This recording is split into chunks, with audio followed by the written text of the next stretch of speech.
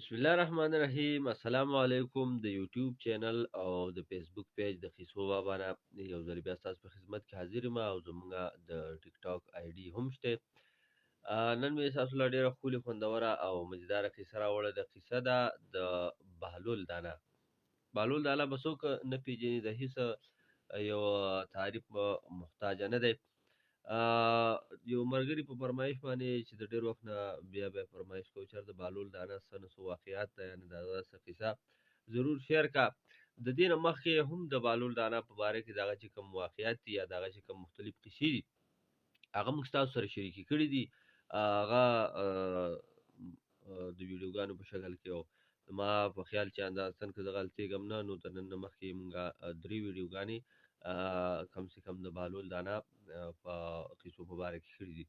نو د بهلول دانه داسې دا یو په یو ځای څه غټه کیسه نه ده، ځکه چې دا د هغه د زندګۍ په صحیح واقعاتو باندې مشتمل دی. نو واقعات خو د زندګۍ حقیقي واقعات چې کوم دی، یو واقعه بله واقعه، یو کار شوی بل کار شوی، نو هغه موږ تاسو له راټول کړي دي چې په هغې کې د بهلول دانه د شخصیت مطابق مذاق پکې هم وي او د هغه د شخصیت مناسب چې هغه ته دانه ویلی شوی دی، هوښیار ورته ویلی شوی دی.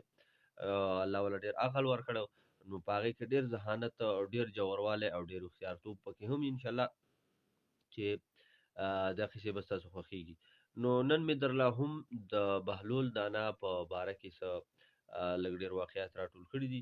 انشاءالله تاسو ته یې پیش کوم. امید دی چې انشاءالله که ستاسو نو لومړنۍ واقعه ده د شرابو په باره کې چې شراب ولې حرام دي. نو دا چې واقعات اکثر یو خبره د ټولو نه مخکې کول غواړم چې ګډوډ واقعات دي. بعضې اکثر داسې شي چې بعضې ما کړي بعضې پاتې شوي، نو په دغې باندې به طبیعت په پرې نه درنوئ. څه به پکې دوباره کېږي، څه به پکې نوي راځي، ځکه چې خبرې ډېرې شي نو بیا یې پته نه لګي، ځکه به څه ګډې وډې کېږي. نو لومړنۍ واقعه ده د بهلول دانه چې شراب ولې حرام دي. نو ویلی کېږي چې هارون رشید چې د دغه وخت د دغه دور بادشاه او په خپل دربار کې ناست و، په دغه وخت کې د شراب نوش کول، د شرابو نشه په بادشاهانو کې ډېره زیاته عام وه.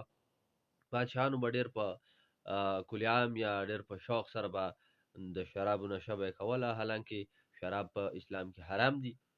نو یو ورځ یې ویلی کېږي چې هارون رشید باچا په خپل دربار کې ناست و، شراب یې څښل. د هغه چې کوم ساقي وو یا د هغه چې کوم کسان وو خدمتګارانو د شرابو جوړولو ته ورکولو، هغه ورته ولاړو، یو جام یې ورله جوړوه، دی په تخت ناست و، ښه په نشه کې ښه په مستۍ کې لګیا و، شراب یې څښل. وزیران مشران چې کوم د شرابو شوقیان هغه ورسره ډېر چاپېره ناست وو. ځکه تاسو به اکثر لیدلی چې کوم چرچیان وو نو هغه سره به چرچیان ناست وي، پوډریان سره به پوډریان ناست وي. داسې چې د کوم طبقې والا کس نو د هغه سره هم هغه شوق والا هغه طبقې والا کس کیني. د چا چې څنګه شوق نو د هغه یو شان شوق والا کسان زیاتره خوا په خوا کیني. نو د ده سره چې کوم شرابیان دي هغه سره نږدې ناستي دي، دا خنداګانې کوي، ګپ شپ لګوي او شراب لګیا دي څکي نوش کوي. په دې کې څه ګوري چې بهلول دانه دربار ته راننوته، یو لخته شانتې ورسره ده یا کونټۍ غوندې کې ده او یو زړه زوړ غوندې کې لباس یې اچولی دی، د همیشه په شان، ځکه چې هغه به همیشه د لیونو په شکل کې یا د ملنګانو په شکل کې یو زړې پیوند لګېدلې جامې به هغه اغوستې وي او دغه کونټۍ به ورسره وه او یو زړه غوندې کې تیلی به د هغه سره وه. اکثر خدای خبر چې په دې کې به څه و، خو هغه به یې اکثر په شا کړې وه یا به ورسره په لاس کې وه، دغه به یې له ځان سره ګرځوله. نو دغه تیلی ورسره ده، دغه کونټۍ ورسره ده، خپل کړس کړس خېجي په خپل انداز کې د بادشاه دربار ته راننوته. ولې چې هغه ته چا منع نه شو کولی. بهلول یو داسې انسان چې هغه هر ځای ته تللی شو او څوک به هغه باندې چار نه راته چې هر څوک چا به منع کړی دی. نو دی د دربار ته هم دغه شانتې بېډبه راننوته، دغه شانته راغی. هارون رشید چې څنګه ولیدل نو هارون رشید ته خو پته ولګېده چې یاره بهلول به اوس بیا نصیحتونه کوي، بیا به قیسې کوي، لکه هغه ته خو پته و چې لکه بهلول شراب څښل، شراب نوش کول نه خوښوي. نو د بهلول نه تپوس وکړي چې بهلوله زه ستا نه یو تپوس کوم، ډایرکټ تپوس وکړي، یعنې سلام کلام ته یې هم پرېنږدي، بل څه خبرې ته یې هم پرېنږدي، خو ډایرکټ ورسره مشغولا شروع کړي او تپوس شروع کړي چې بهلوله زه ستا نه یو تپوس کومه. هغه ورته وایي چې جي بادشاه سلامت تپوس کوئ. وایي چې بهلوله که فرض کا چېرې یو انسان انګور وخوري نو څه فرق به کوي؟ هغه ورته وایي چې بادشاه سلامت دې سره د فرق څه کار دی؟ انګور خو خلک خوري، دا خو څه فرق نه کوي. ښه وایي چې بیا په دې انګورو پسې اوبه وڅکي او د ده په دې معده کې ورسره اوبه هم میلاو شي، نو بیا به څه فرق به کوي؟ نو بهلول غلی شو، وایي چې بادشاه سلامت دې هم څه خاص فرق ماته نه ښکاري. وایي چې ښه بیا همدغه سړی لاړ شي او د نور ته کښېني نو بیا به څه فرق کوي؟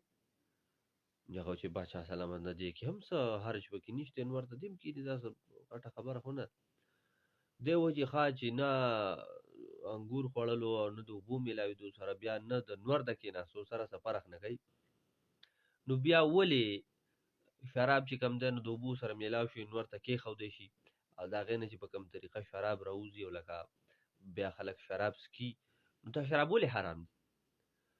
دی بهلول لږ ساعت غلی شي، ځکه چې دا خو ډېر یو هوښیار انسان الله پیدا کړی او ډېر ذهانت ولا الله ورکړی.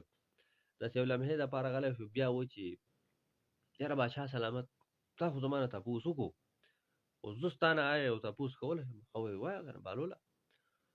وایي چې بادشاه سلامت که فرض که یو سړی ناست یو سړی په سر باندې خاورې واړوي نو آیا دی به خوږېږي؟ هغه وایي چې نه، خاورې اړولو سره خو څوک نه خوږېږي. وایي چې ښه بیا سړی داسې چل وکړي چې په دغه خاورو له پاسه باندې اوبه هم واړوي نو بیا به دی خوږېږي؟ هغه وایي چې نه، دغې سره هم د خوږېدو څه دغه خو نشته. بیا وایي چې ښه بادشاه سلامت سړی داسې چالو کړي چې همدغه خاوره او همدغه اوبه میلاو کړي او دغه خاوره بیا نور ته کښېږدي وچه شي او د دغې نه خښته جوړه شي یا دې ښه کلکه لوټه ترې جوړه شي او په هغې باندې د دغه سړي دا سر وولي نو آیا دی به بیا خوږېږي؟ هغه ته وایي بهلوله ته لیونی شوی، دا ته څه اګتې بګتې وې چې ته یو خښته یا یو ښه سخته لوټه د چا سر نه راوولي نو د هغه سر به ماتېږي نه؟ نو هغه ورته وایي چې بادشاه سلامت همدغه خبره چې د هر څیز د جوړښت د هر څیز په مختلف قسمه میلاوېدو کې مختلف شکلونو کې مختلف اثرات یې پکې.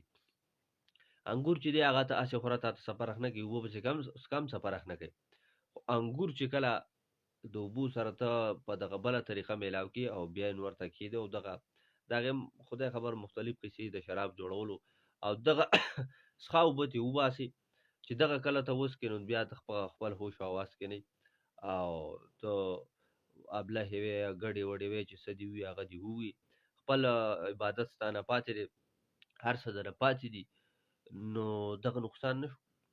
نو باچا هارون رشید باچا په دغه خبره باندې لاجوابه پاتې شو او بهلول نه بیا بل څه تپوس ونه کړو. بل د بهلول دانه یو ډېره ښکلې واقعه ده چې بهلول دانه د هارون رشید باچا په دربار کې ناست و. د دغه نه یو څو ورځې مخکې داسې چل شوی چې د هارون رشید باچا دربار ته یو ټوغمارو یا یو مداري شان یو څه دغه شان سړی راغلی چې هغه دغې هارون رشید باچا ته څه ټوکې موکې وغیره ټوکې ټکالې خو څه مسخرې وغیرې کړې وو. بادشاه په هغه موقع ډېر زیات خوشحاله شوی و، ډېر زیاتې طبیعت خوشحاله شوی نو په هغه ټایم کې بادشاه په ځان پوه شوی نو هغه له ډېر زیات انعام ورکړی و. د هغه وخت مناسب څه اشرفۍ یا څه روپۍ یا څه دینارونه لویې پیسې وله ورکړې نو هغه سړي خو هغه دینارونه هغه پیسې په هغه وخت اخیستې او خپې سپکې کړې. نو په دغه موقع اوس بادشاه په دربار کې ناست دی او بهلول هم په دغه موقع موجود دی. هارون رشید باچا قصه وچړله چې یاره هغه بل ورځ چا کس راغلی لکه د جهان راځیرو او خدای خبر چې د ده په دې ژبه کې څه جادو او لویه پیسه د زمانه لکه په هغه لږو ټوکو ټقالو یا په دروغو یا په مسخرو باندې وړې ده. او زه وایم چې که دغه سړی زما چېرته په لاس راغی که نه نو پانسي کوم او هغه شته پیسې ته یې واپس الم. دې هارون رشید باچا چې دا خبره وکړه نو بهلول د ځان سره موسکی شو. چې موسکی شو نو د هارون رشید ورته خیال شو، تپوس یې وکړو چې بهلوله ته ولې موسکی شوې، څه خبره ده؟ نو دی ورته وویل چې بادشاه سلامت، ما ته ستا په دې خبرو باندې د یوې بوډۍ قصه رایاده شوه. هغه ورته وویل چې څنګه قصه بهلوله، ته موږ ته قصه وکړه. وایي چې بادشاه سلامت دا داسې یو کار و چې یو بوډۍ ځان له بانګي ساتلی و، ډېر په شوق ډېر په مینه یې ساتلی و. یو ورځ یو ګیدړ یا یو پیشو راغی، یو پیشو راغی او دغه بانګي په خوله کې ونیو، په مخ کې کړ. دې پیشو چې دا بانګي په مخ کې کړ، دا بوډۍ پسې ور په منډه شو، په چغو شو چې هله زما د یو من بانګي ویوړ، هله زما یو من دروند بانګي ویوړ، هله زما خو دومره غټ بانګي دی چې پوره یو من دی. او دا چغې جوړې کړې، سم ملک په سر راغستی. دا پیشو چې دا بانګي په خوله کړی دی منډې وهي، نو د دې بوډۍ د دې چغو نه ډېره تنګه راله. او بیا چې د یو من او د یو من دا خبره واورېده چې یو من دی، نو په دې یو له قهر هم ورغی چې دا وګوره اوس کله چې بانګېټی دی ما په خوله کې نیولی، زه یو پیشو یم او په مخ کې کړی مې دی، تا اوس نارې ووایي چې یو من دی او یو من، دا څنګه خبره ده؟ په دې کې یو لومبړه راله. دې پیشو ورته وایي چې خورې دا ته ګوره دا چرګ ما راغستی دی او دا څه چرګ دی؟ دا بوډۍ کله وایي چې یو من دی او کله وایي چې 2 منه. دا بوډۍ څنګه خبره کوي؟ دا لومبړه ورته وایي چې خورې داسې مشکله خبره خو نه ده، ته راکړه ماله دا چرګ، ته ماله راکړه زه یې ګورم چې دا څومره ده. نو دې لومبړي چې دا چرګ د دې پیشو نه څنګه واخیسته، دې پیشو له دا چرګ ورکړ. لومبړي چې 2 پردی کړه، 2 خپل ویې وهله او منډې کړې، وتښتېده. یعنې دا چرګ چې وتښته او په روانه کې دې پیشو ته وایي چې خورې دغه ته وایه، دې بوډۍ ته وایه چې دا چرګ چې دی نو دا پوره 4 منه دی، یو هم نه 2 هم نه چې پوره 4 منه دی. او خپې یې سپکې کړې. مطلب یې دا و چې یاره که 1 و که 2 و که 4 خو زما په لاس راغی و، ما ځان له خپل ځای ته ورسو. نو دا پیشو چې ده نو په دغه ځای کې بیا خفه وه چې یاره په ځای مې خوړلی وی، ښه به. نو دا بهلول دې بادشاه ته وایي چې ستا سره هم د دغې لومبړې او د پیشو حل دی. دینارونه وړی شوي دي، نو ته اوس وایې چې یاره سړی مې په لاس راشي نو زه به پانسي کړم او دا چل به وکړم او دا چل به وکړم، ته اوس پکې وروسته قیسې. بل یو لنډه شانتې واقعه ده چې یو بدکرداره شانتې شخص یا بدزبانه شانتې کس به ورته ووایو چې هغه د بهلول مخې له راغی چې د بهلول سره یې خاص طبیعت هم نه لګېده. بهلول چې څنګه ولیده نو د بهلول پورې د طنز کولو یا د ملنډې کولو یا به هغه پورې د پیشاړې کولو دپاره بهلول ته ووایي چې یاره بهلوله د شیطان لیدو مې ډېر زیات شوق دی چې زما دا شوق به څنګه پوره شي. مطلب یې دا و چې لکه مثال کې لکه ته شیطان یې او لکه زه تا یې نه منو، دا لکه زما د شیطان لیدو شوق. خو ده چې څنګه دا خبره وکړه نو بهلول ورته په یو ټک سره وایي چې دا څه مشکله خو نه ده، دا خواهش به دې زه پوره کړم که نه. هغه سړی حیران شو چې یاره دی به څه خبره کوي. وایي څنګه؟ وایي چې کور ته لاړ شه، هغه کور کې د سره آینه وي، په آینه کې وګوره، او که آینه کې نه وي نو د اوبو په یو لوښو کې به وګوري او بس تا ته به شیطان په نظر راشي. نو بهلول داسې یو حاضر جوابه کس و، یو هوښیار کس و. دې سره یو بل لنډی شانتې واقعې چې ما په تېرو قصو کې په تېرو ویډیوګانو کې کړله، خو مختصرا یې زه ستایم چې هغه بهلول سره د سرو یوه سیکۍ په هغې باندې ځان له لوبې کوي. نو یو کس راشي او بهلول ته وایي چې یاره بهلوله ته په څه په دې یوه سیکۍ لګیا لوبې کوې، داسې کار وکړه چې زه به درله 15 سیکې درکړم یا 10 سیکې به درله درکړم، ته ځان له په دې لوبې کوه، دغه یوه سیکه ما له راکړه، په دې یوه سیکه څه کوې؟ خیال دا چې زه به دا بهلول دوکه کړم او دا سیکه به ترې والمه. بهلول چې د دې خبرې ته سوچ وکړي، داسې غلی شانت شي، بیا ده ته وایي چې سیکه خو به درله درکړمه، خو ته به اول ما ته خره په شانتې به وهاڼېږې او د خره په شان ګډا به وه. چې دغه هلک سوچ کړله، ګیر چاپېره یې کتلې چې مړه سوچته یم د سرو د سیکې دپاره راشه، مړه دلته به څه ټوپونه موپونه او ساڼهاری به وکړم، سرو سیکه به راته میلاو شي. بس ده د خره په شان ساڼهاری کړلی او د خره په شان څه ټوپونه موپونه یې والي په څلوري شوی دی. بیا بهلول ته وایي چې بهلول اوس ماله سیکه راکړه. بهلول ته وایي چې ښه ته په مثال کې د یو خر او ته د سرو سیکه پېژنې، نو زه خو انسان یم، زه به د سرو سیکه نه پېژنم. نو بهلول داسې یو هوښیار او حاضر جواب انسان و. بله د ده یو واقعه ده چې په یو سرای کې په یو هوټل کې د یو هندوستاني تاجر د یو هوټل والا سره د یو ننبایي سره جګړه ده، شور دی، قیمه ده. په دې کې خلک راټول شو، ګڼه جوړه شوه چې لکه څه قیصه ده، څه وایم ده. نو هغه هوټلوالا وایي چې یاره دا تاجر زما روپۍ نه راکوي. تاجر نه خلکو تپوس وکړو چې یاره دا څه قیصه ده. تاجر وایي چې زه روپۍ ورکومه، خو دی ډېرې روپۍ غواړي. شور غویمه چې ډېره زیاته شوه، نو په دغه سارې خوا او شا چېرته په دې کلي کې یو مشر بزرګ سړی و. دغه مشر سړی راوغوښتی شو چې دغه مشر د سپین ږیری دی، دی به فیصله وکړي. نو دغه مشر سړی چې راغی نو لاول یې د تاجر نه تپوس وکړو چې تاجره څه چل. تاجر وایي چې یاره د دې زمونږ چې اوس کومه قافله راغله ده د هندوستان یم، دا زموږ دا قافله پروس کال هم راغلی و. مونږ په دې سرای کې یا په دې هوټل کې مونږ ایسار شوي وو. دلته چې مونږ ایسار شوي نو د دې سړي سره ما خوراک کړی و، څه چرګه مې خوړل وه او یو څو انډې مې خوړل وې. نو په ډېر تادۍ کې او زما نه قافله وته، نو ډېر تادۍ د لاسه ما دله دا پیسې نه وې ورکړې، زما نه هېر شوي. زه ډېر په منډه کې تللی وم، خو بس بیا مې په فکر کې و خبر راته یاد او دا مې د ځان سره ویلي چې لکه زه هر کله زه واپس هغه ځای ته لاړم نو لکه د دغې نانبایي پیسې به زه ورکوم، ځکه چې د هغه په ما حق پاتې دی او په هغه جان کې به لکه زه د هغه څه جواب ورکوم. نو چې زه اوس رالم نو دی اوس د هغې په ځای پیسې ډېرې غواړي. هغه مشر دا نانبایي نه تپوس وکړو چې نانبایي ته څه قیصه کوې. هغه وایي چې مشره داسې کار دی چې دا خو لیونی دی. ته ماته دا خبره وکړه چې دې ځوان چې پروس کال دغه د چرګ د انګولی یا د چرګ کړایي یا هر څه چې دغه چرګه یې ښه دی چې په مړه خېټه وخوړه، خانانو په شان موږ خلک چې وایي د خان په شان د پلانکۍ کار و، چې ده ښه په مړه خېټه وخوړه او ورپسې انډې یې وخوړې او ځان یې داسې موړ کړو. که چېرې ده دغه چرګه نه وی خوړلی او دغه انډې ده نه وی خوړه، دغه چرګې ته ما دغه شپږ انډې ایښې وې، دغې به بچوړې راویستي وو. دغه چې بچوړې راویستې هغې ته به ما هغې به نورې انډې اچولې، هغه نورې به ورته هغې به نور بچوړې راویستي وو. او په دې کال کې ته سوچ کوه چې دې به څومره بهتر څه بچي راویسته او څومره بهتر څه د بچو یو د چرګانو یو فارم به زما سره جوړ شو. نو دغه خو ډېر بهتر څه لوی حساب دې جوړېږي.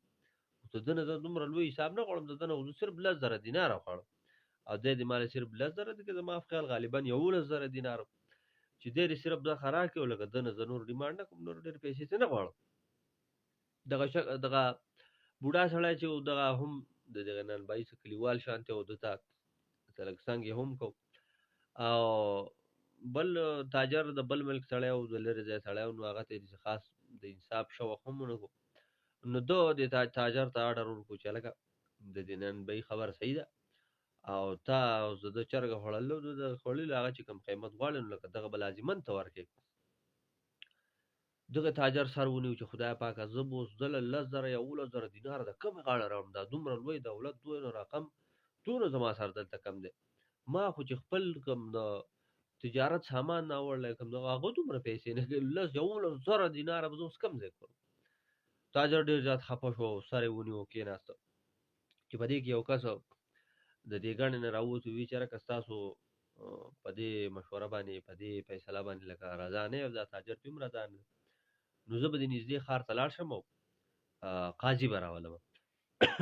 قاضي به راولم نو هغه به فیصله وکړي او هغه چې کومه فیصله وکړو نو بلکې قاضي فیصله خو پکار ده چې به ټول خلک منظوروي او قاضي خو د انصاف فیصله کوي. دغه تاجر راپاڅېد او دوی چې الله شابه الله دې خوشحاله کړه، دا خو به ته ډېر زیات غټ کار وکړي چې ته قاضي راولې. قاضي چېرته انصاف وکړي که نه نو زه به اوس دې سړي له دا دومره پیسې د کومې غاړې ګورم. شابه هله زما دا اس چې کوم دی نو دا پرانه ده، دې اس ته ورخېجو څومره زر تللی شي دومره زر لاړ شه او بیا راشه. دغه کس وایي چې زه ټیک د دغه تاجر اس پرانستو، دغه اس ته هغه لږ سور وشو یا هلک یا سړی پړه کې د انصاف شوق و چې د تاجر ته د انصاف میلاو شو. ټولو خلکو لیده چې یاره ناجایزه زیاتی ورسره کېږي خو چا څه ویلی نه شو. نو دغه کس لاړو، څه ساعت بعد واپس راغی او ته وی چې یاره قاضي صاحب په څه مسله کې یا په څه فیصله کې یا په څه قصه کې مصروفه دی او را روان دی راځي. او ما ته یې وویل چې بس زه په نیمه ګنټه کې یا ګنټه کې در رسمه درځمه ته ځه. خلک ورته په انتظار شو، تاجر هم په انتظار دی. نانبایي خو خوشحاله دی، برید ته وایي برید یې کونډه کړي دي چې یاره 11,000 دیناره په هغه خو ډېر لوی رقم و چې لکه دا په ما ته میلاو شو، لوی چانس ته لوی مزید و، سړی مې نه راګیر کړی دی، د خلاصېدو رانه نه دی. په دې کې ګنټه تېره شوه. خلک د کوم طرف نه چې به قاضي راتلو دغه طرف چې کوي څوک نشته. یوه نیمه ګنټه تېره شوه څوک نشته. خلک ډېر په انتظار 2 ګنټې تېرې شوې. څنګه چې دا 2 ګنټې تېرې شوې خلک ډېر په انتظار ستړی شو چې په دې کې ناګهانه دغه طرف نه یو کس داسې لږ شانتې راښکاره شو. بیا لږ ښه راښکاره شو بیا لږ ښه راښکاره شو بیا ښه نږدې شو را روان شو دوی ته رانږدې شو. دغه کس چې رانږدې شو نو په آس باندې ناست دی یا په خره قچر په هر شي څه په سورلۍ ناست دی. دوی ته چې راورسېده د خپل سورلۍ نه راکوز شو او دوی ته چې یاره معذرت وکړو دوی ته چې تاسو خفه نه شئ خو زه چونکې زه یو قاضي هم یم او د قضاوت سره یا د دغه کار سره د دغه پیشې سره زه کاشتکاري هم کومه یعنې زمینداري هم کومه کار کرونده هم کومه او چل داسې شوی چې ما غنم مې خوټ کوله چې زه بیا دا غنم وکرم ځکه چې غنم چې وخوټ کړي نو لکه بیا ډېر ښه فصل د هغې نه راخېږي نو ځکه غنم مې خوټ کول نو د هغې د وجې لکه په ما ډېر زیات ناوخته شو لکه تاسو ته ما ګنټه ټایم یا نیمه ګنټه ټایم ویلی خو دا زیات ټایم زما لکه په دغه ولګو تاسو لکه خفه نه شئ زه معذرت غواړم او دا د فیصلې له رالم دا خبره چې دی نن به یې واورېدې چې د چا د فیصلې ته ډېره زیاته تادي و چې دا فیصله زر زر وشي چې ما ته دا پیسې میلاو شي نو 2000 په دې پیسې دغه په دې خبره راټوپ کړي چې ها دا لا څنګه خبره ده دا لا ته څنګه قاضي غنم هم لا چا خوټ کولي دي خوټ کولي غنم هم چېرته راټوکېدلي دا ته څنګه خبرې کوي نو دې قاضي یعنې بهلول ورته په یو ټک ووایي چې ښه چې ستا خوټ کېدلې چرګه خوټ کېدلې یا پخ کړې چرګه او پخ کړې ورته کړې هګۍ هغه ته خوټ کېدلې چرګې ته یې ښودی شو او د هغې نه دومره لوی کنډک جوړېږي او دومره بچوړي راوړي او کال بعد او 11 زره دیناره غواړي ولې زما خوټ کېدلې غنم نشي راټوکېدی دا خبره چې دغه نن بایي واورېده نو سر یې کښته کړ موجوده چې کوم خلکو کوم کسانو نو هغو لاس وپړقول او د هغو په خبره کې هم دغه په سمج کې خبره راله چې لکه د نانبایي دغه خبره ناجایزه کوله مثال کې لکه دغه لنډه خبره دي غنم دې وخوټ کول خو قیصه یې ختم شو که نه د هغې قیمت هم دغه د خوټ کولو پاتې شو نو چې چرګ وخوټ کېدو یا پوخ شو نو په هغه وخت مناسب چې د هغه کم قیمت و هغه قیمت یې جوړ شو په دې کې بیا وروسته دغه نه ده چې دا به هګۍ به ودرېږدي او چرګوړي به راوباسو دغه خبره نه خو دغه ووته ختمه شوې ده دي ځکه چې هغه پخه شوې ده دا به د هغې نه بعد څه چرګوړي راوباسي نو بیا ورته بهلول وویل چې ګوره داسې کار وکړئ نانبایي ته یې وویل چې دواړه وروڼه او د خپل زړه نه رنجش وباسئ کینه او بغض دې وباسئ دواړه میلاو شئ او تاجر به ستا د چرګې یا ستا چې کوم خوراک شوی د هغې مناسب چې څه قیمت و هغه به تعالی درکړي او ته د شکریا ادا کړه چې کال بعد هم د ستا امانت نه دی ورکړی او ستا امانت یې تعالی راوړ او راوی رسولو ته او دا فیصله په دې ځای ختم شو دا ډېره ښکلې یو عجیبه فیصله بهلول دانا کړې وه نو دا ډېرې ښکلې خوندورې قصې انشاءالله د بهلول دانې څه لږ ډېر واقعات به زه نور هم کوشش کوم چې ستاسو دپاره زه نور راوړم او ستاسو ته پیش کړم او ستاسو پرې وخت ښکلی تېر شي ستاسو په مخونو پرې خندا راشي امید ده انشاءالله خیر چې دا ویډیو دا قصې به ستاسو خوښ شوي په دې کې مخکې وروسته راځي اکثر دا واقعات زه راټولوم نو په دې کې بعضې اکثر داسې وي چې بعضې واقعه یا بعضې د بهلول دانه قصه ما په تېرو پاټونو کې کړي نو هغه کېدای شي زه په دې ورځو کې بیا هم وکړمه څه به نه وي خو اصل کې مسله دا ده چې ما تاسو ته ووایي چې زموږ په چینل کې ویډیوګانې تقریبا د 250 ناوښتې 300 ته یې خوله اچولې ده کېدای شي 300 شوي هم وي نو په دې کې لکه دومره یاد ساتل یا دومره خیال فکر کول چې یاره پلانکی کار شوی دی پلانکی قصه شوې ده پلانکی نه ده نو دغه لکه ما ته څه ډېر زیات مشکله ده نو دغه به تاسو طبیعت نه درنوئ نو زه چې څنګه تاسو ته قصې کوم که فرض که ما تاسو ته اشته کړي نو خیر ده هېڅ خبره نه ده دوباره یې اورئ نو انشاءالله امید ده چې دا ویډیو دا قصه د بهلول دانه به ستاسو خوښه شوي نور داسې ښکلې خوندورې او مزېدارې قصې به زه هم تاسو ته راوړم که خیر تر هغې پورې چرب مذهب ښه ده او باز اوسئ د الله په امان